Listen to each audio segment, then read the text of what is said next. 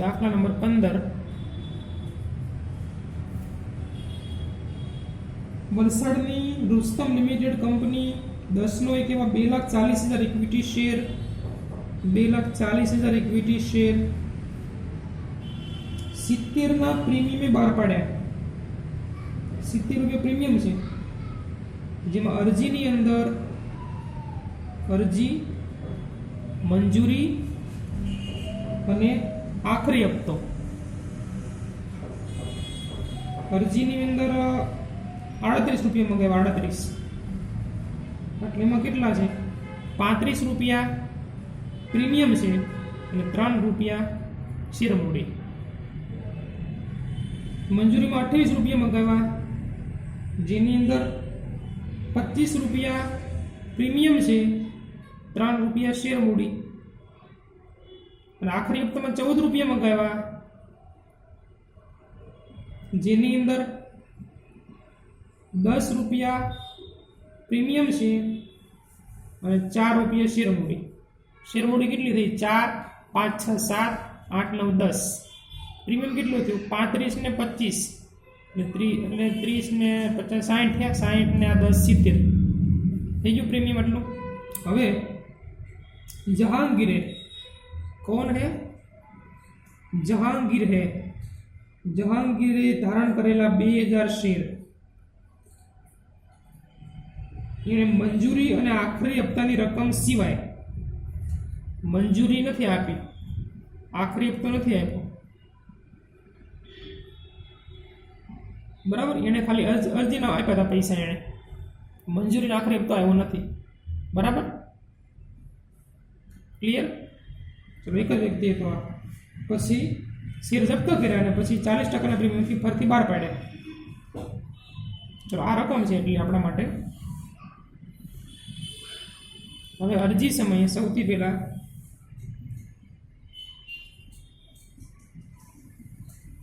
અરજી સમયે કેટલી અરજી આવી? 2,40,000 ની અરજી આવી, 2,40,000 ગુણ્યા 3 રૂપિયા મંગાવ્યા, 3 સૌથી પહેલા 3 મંગાવ્યા, 3 વડે ગુણાકાર કરો, 24 72 7,20,000। ત્યાર પછી 2,40,000 ગુણ્યા પ્રીમિયમ કેટલા રૂપિયા છે? 35 રૂપિયા। 35 વડે ગુણાકાર કરો, 24 ગુણ્યા 35 840 અને એની વાહે 4 મીંડા 84 લાખ। 84 ને 7 91,20,000। અરજી સમય ખ્યાલ આવી ગયો એટલો ગણતરીમાં? આ પેલું શું કહેવાય? શેરમૂડી, અને બીજું એનું પ્રીમિયમ છે આ, અને છેલ્લે બેંક ખાતામાં આટલા પૈસા આવશે।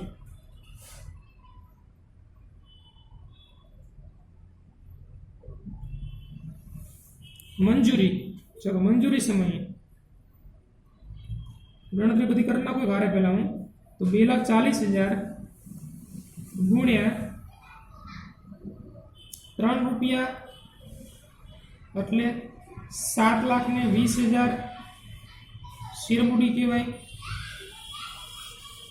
પછી 2,40,000 ગુણ્યા 25 રૂપિયા અહીંયા પ્રીમિયમ છે, 24 ગુણ્યા 25 એટલે 600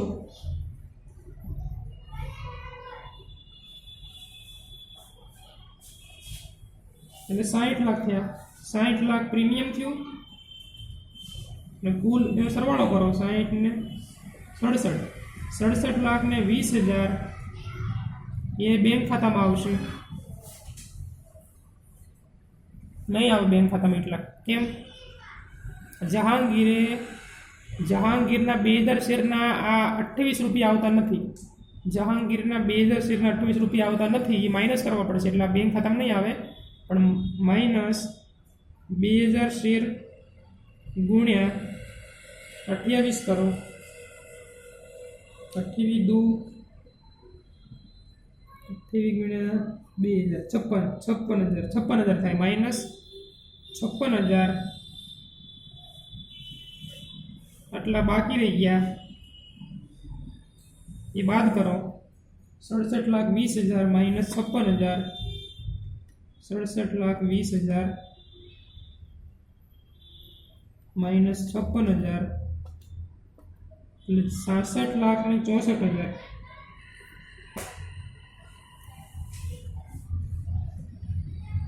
આટલા બેંક ખાતામાં આવશે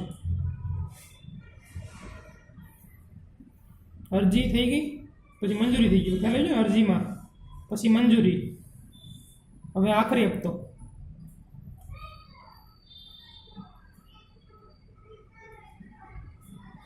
આખરી હપ્તાની અંદર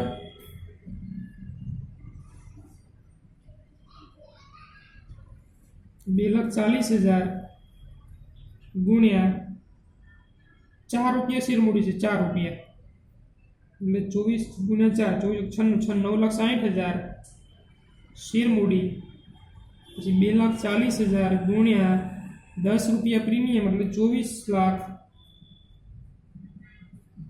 એનો સરવાળો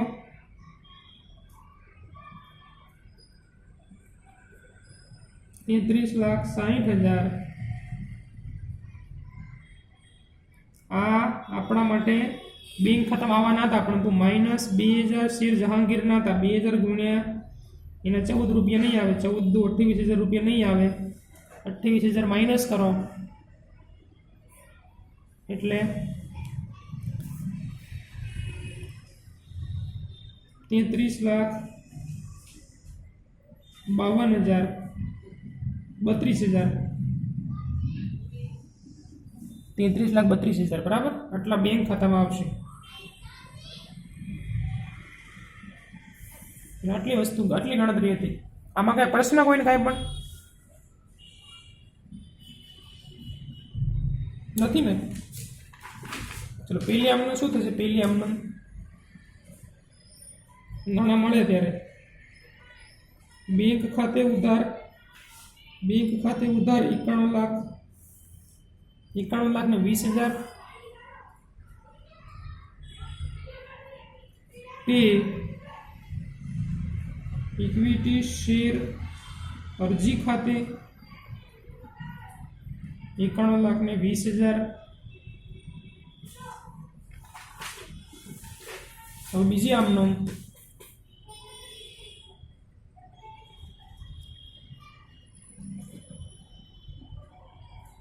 इक्विटी शेर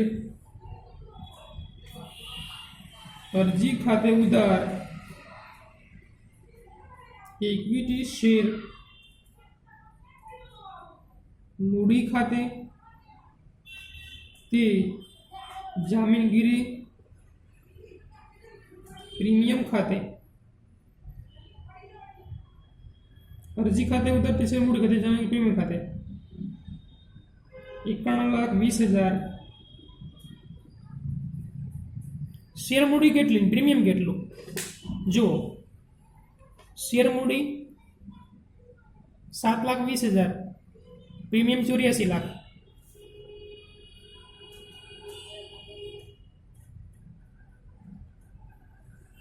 થઈ ગયું ક્લિયર અરજી માટેનું અરજીનું ક્લિયર થઈ ગયું બરાબર હવે મંજૂરી સમય ત્રીજી આમનો મંજૂરી સમય નાણાં મંગાવવાના હતા ત્યારે ઇક્વિટી શેર મંજૂરી ખાતે ઉધાર તે ઇક્વિટી શેર મૂડી ખાતે તે જામીનગીરી પ્રીમિયમ ખાતે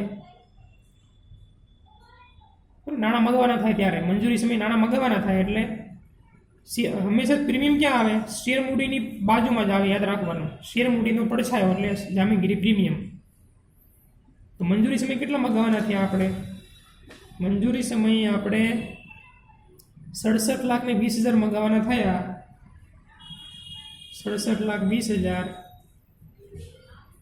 એમાં ઇક્વિટી શેર મૂડી કેટલું પ્રીમિયમ કેટલું શેર મૂડી 7,20,000 અને પ્રીમિયમ 60 લાખ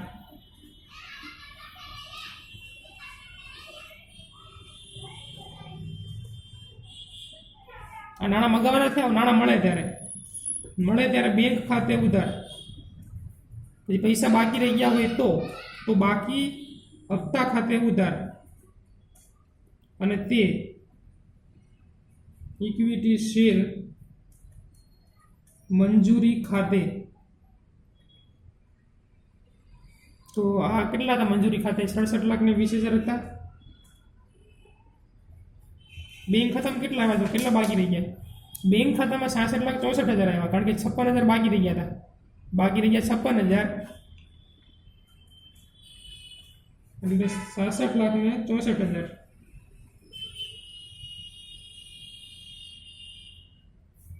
બરાબર. પાંચમી આમનો આખરી હપ્તા સમયે ઇક્વિટી શેર આખરી હપ્તા ખાતે ઉધાર. આખરી હપ્તા ખાતે ઉધાર તે ઇક્વિટી શેર મૂડી ખાતે,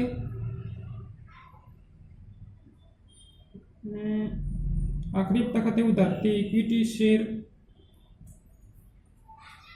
મૂડી ખાતે, તે જામીનગીરી પ્રીમિયમ ખાતે. આખરી તમે કેટલા મગાવવાના થયા? જો આખરી હપ્તાની અંદર 33,60,000, એમાં શેર મૂડી 9,60,000 અને પ્રીમિયમ 24 લાખ. 9,60,000 અને 24 લાખ, અને કુલ 33,60,000 મગાવવાના થયા આપણે. બરાબર. હવે કેટલા મળે? છઠ્ઠીનું નાણાં મળે ત્યારે આ મગાવવાના થયા. નાણાં મળે એટલે પૈસા આવે એટલે બેંક ખાતું ઉધાર થાય ને, બેંક ખાતે ઉધાર થાય, અને આખરી હપ્તા ખાતું બંધ કરી દેવાનું. બાકી હપ્તા ખાતે ઉધાર પણ લખવાનું આપણે. તે ઇક્વિટી શેર આખરી હપ્તા ખાતે.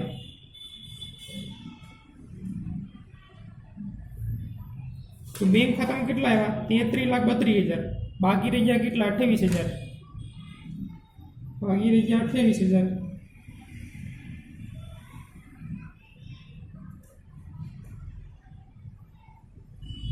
$33,32,000 કુલ 33,60,000. જો તમને હજી કહી દઉં, ભૂલાઈ ન જાય એટલે આ બાકી હપ્તા છે એ ન લખો તો હાલે. બાકી હપ્તા છે એ ન લખો તો હાલે, એ બીજી રીત છે આપણે. પણ આપણે શું કરીએ છીએ? દરેકમાં સરખું જ રાખીએ છીએ. બધામાં આપણે લખવાનું બાકી હપ્તા ખાતે ઉધાર એવું લખવાનું. અહીંયા પણ લખ્યું છે ને, જો બાકી હપ્તા ખાતે ઉધાર એ ન લખો તો ચાલે, પણ એ લખવાનું તો મજા આવશે તમને. આગળ ગણતરી કરવામાં ફટાફટ થાય બધું કામ. જપ્તી માટે મજા આવે એટલા માટે. જપ્તીમાં લખવાનું થાય ને ડાયરેક્ટ યાદ લખી નાખવાનું, જે બાકી હોય નહીં લખવાનું હોય. સાતમી આમનું હવે અહીંયા બધા પૂરું થઈ ગયું. હવે શેર જપ્ત કરે એની આમનો આવી જાય. શેર જપ્ત કરે ત્યારે તો શેર જપ્ત કરે તો શેર રદ થાય એટલે શેર મૂડી ખાતે ઉધાર થાય ને. ઇક્વિટી શેર મૂડી ખાતે ઉધાર. જો પ્રીમિયમ મળતું ન હોય તો લખવાનું પ્રીમિયમ. આપણને એનું પ્રીમિયમ મળતું નથી. જો અહીંયા મંજૂરીમાં નથી મળતું 25 રૂપિયા, આખરીમાં 10 રૂપિયા મળતું નથી, એટલે પ્રીમિયમ મળતું ન હોય ને તો એ લખવાનું. મળ્યું હોય લખવાની જરૂર નહીં કંઈ, એ લખવાનું જ નહીં કંઈ. આ લખવાના બે પ્રીમિયમ. એટલે ટૂંકમાં આપણે પ્રીમિયમ મળતું નથી એટલે આ લખવાનું કે જામીનગીરી પ્રીમિયમ ખાતે ઉધાર એવું લખવાનું. બધું પ્રીમિયમ મળી જતું હોય તો આ લખવાનું નહીં. તે શેર જપ્તી ખાતે. આ મળેલી રકમ. હવે નહીં મળેલી રકમ નીચે લખવાની. જેમાં શું નથી મળતું તો તે શેર મંજૂરી ખાતે, તે શેર મંજૂરી ખાતે, તે શેર આખરી હપ્તા ખાતે.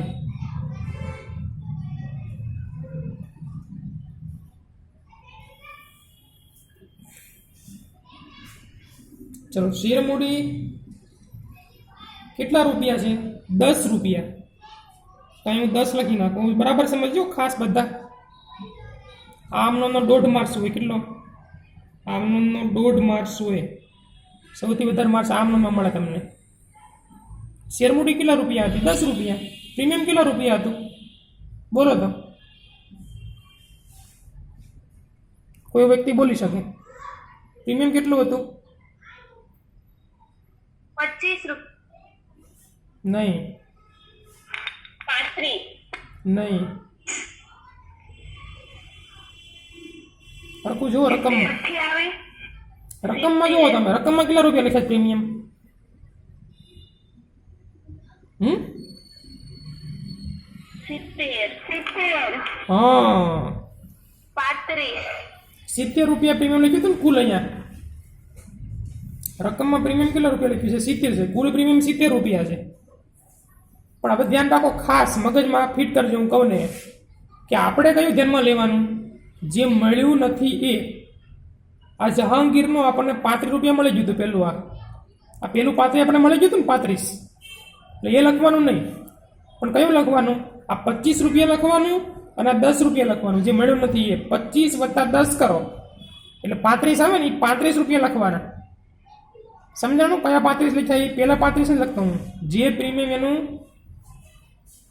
મળ્યું નથી એ પ્રીમિયમ લખવાનું છે.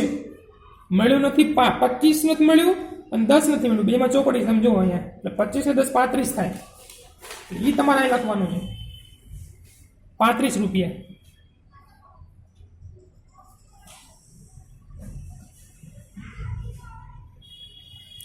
હવે કરો ગુણાકાર. કેટલા શેર હતા? એના 2000 શેર હતા, એટલે કેટલા થાય? 2000 × 10 એટલે 20000 થાય. અને 35 ગુણ્યા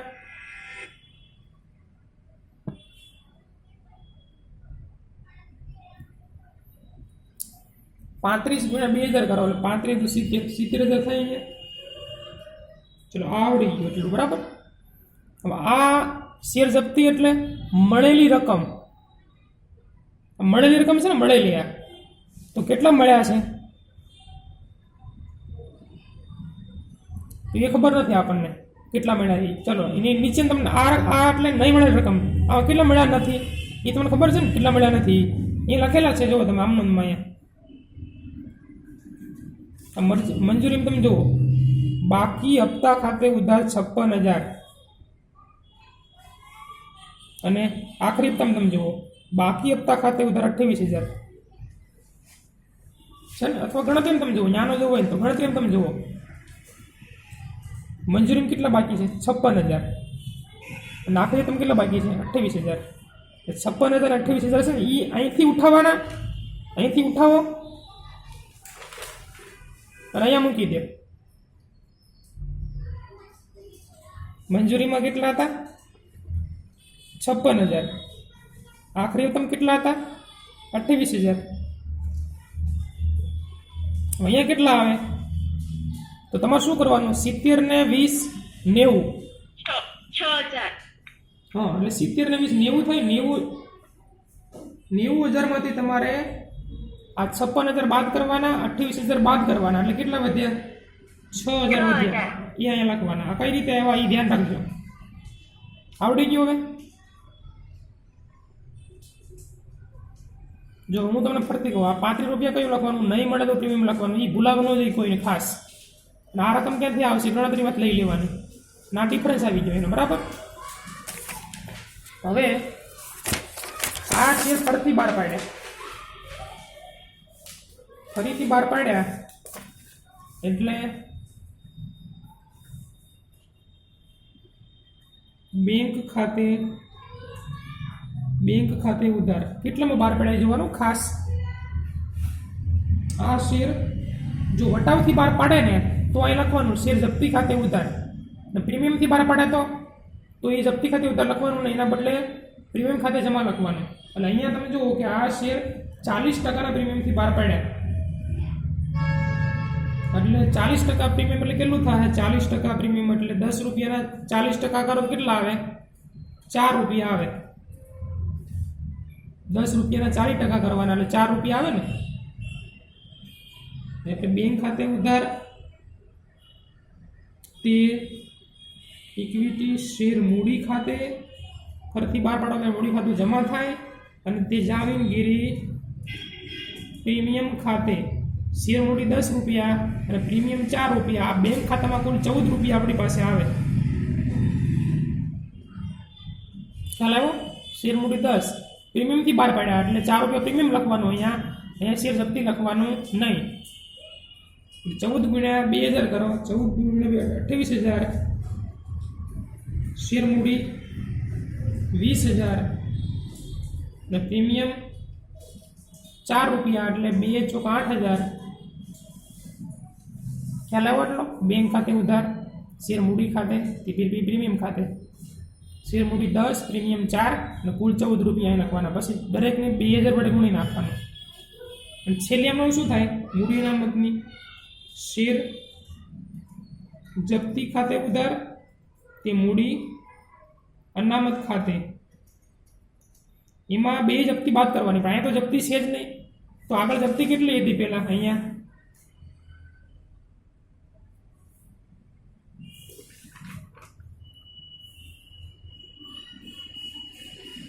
6,000 હતી ને? 6,000 લખી નાખો અહીંયા.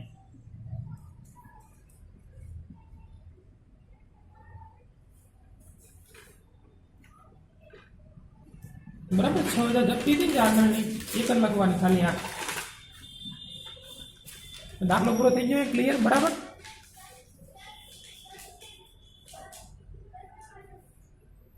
ત્રેવીસ વિદ્યાર્થી હાજર છે હાલ માત્રામાં ફોનમાં.